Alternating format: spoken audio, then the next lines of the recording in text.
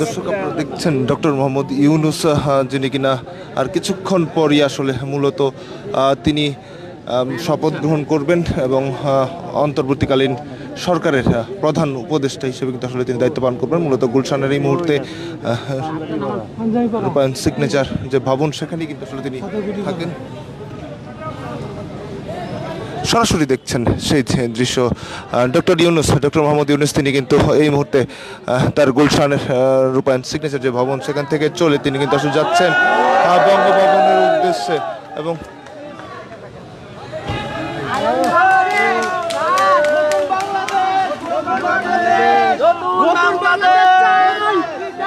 আপনারা দেখছেন হাত নাড়িয়ে তিনি কিন্তু আসলে হাত নাড়িয়ে তিনি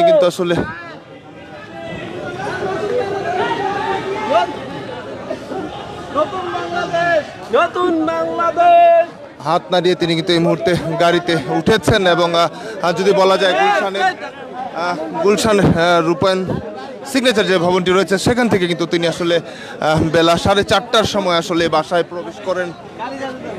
বিমানবন্দর থেকে তিনি কিন্তু আসলে বাসায় প্রবেশ করেন এবং এরপর বেশ কিছুটা সময় কিন্তু আসলে তিনি গুলশানে অবস্থান করেন। এই মুহূর্তে যদি বলা যায় অধ্যাপক ডক্টর মোহাম্মদ ইউনূস তিনি কিন্তু আসলে এই মুহূর্তে চলে যাচ্ছেন বঙ্গভবনের দিকে। তিনি কিন্তু যাবেন এবং শপথ গ্রহণের কিন্তু অনুষ্ঠিত হবে।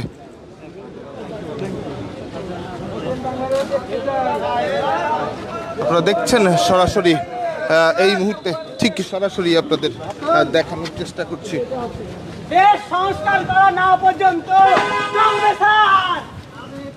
এই মুহূর্তে উৎসুক জনতা, তারা কিন্তু আসলে অপেক্ষা করছে এবং সেই দৃশ্যটি আপনাদের দেখানোর চেষ্টা করছি। বঙ্গভবনের উদ্দেশ্যে কিন্তু ডক্টর মোহাম্মদ ইউনূস তিনি শপথ গ্রহণ করবার জন্য কিন্তু তিনি রওনা হয়েছেন।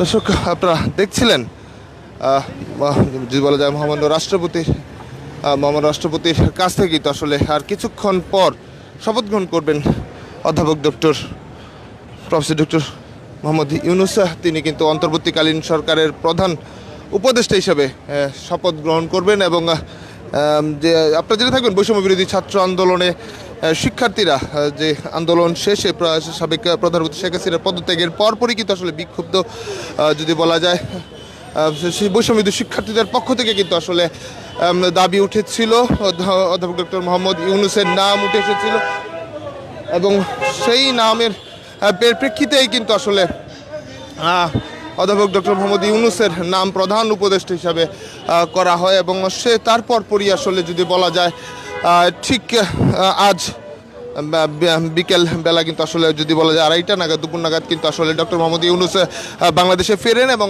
সেখান থেকে তার নিজ যে বাসভবন গুলশানের রূপায়ণ সিগনেচার যে ভবনটি রয়েছে গুলশান 2, সেখানে কিন্তু আসলে তিনি এসে উপস্থিত হয় এবং সেখান থেকে বেশ কিছু সময় বাসায় অপেক্ষা করার পর তিনি কিন্তু আসলে এই মুহূর্তে কিছুক্ষণ আগে যদি বলা যায় ঠিক 8:01 আগে যদি বলি 7:59 কিন্তু আসলে তিনি বাইরে বের হয়ে যায় এবং মূলত বঙ্গভবনের উদ্দেশ্যে, যেখানে তিনি আর কিছুক্ষণ পর মহামান্য রাষ্ট্রপতির কাছ থেকে কিন্তু আসলে শপথ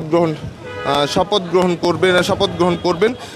এবং আমরা এই মুহূর্তে রয়েছি গুলশান 2 নম্বর গুলশান 2-এর মূলত রূপায়ণ সিগনেচার যে ভবনটি হচ্ছে সেখানে, যেখানে কিনা থাকেন প্রফেসর ডক্টর মোহাম্মদ ইউনূস। এবং তিনি কিন্তু আজ রাতে শপথ গ্রহণের পর থেকে কিন্তু বাংলাদেশের এই সময়ের জন্য তিনি আসলে অন্তর্বর্তীকালীন সরকারের প্রধান উপদেষ্টা হিসেবে দায়িত্ব পালন করবেন। আপনারা দেখেছেন বেশ কড়া কঠোর নিরাপত্তার মধ্য দিয়ে কিন্তু আসলে কিছুক্ষণ আগেই তিনি বঙ্গভবনের উদ্দেশ্যে রওনা দিয়েছেন এবং সেখান থেকে শপথ গ্রহণের পরপরই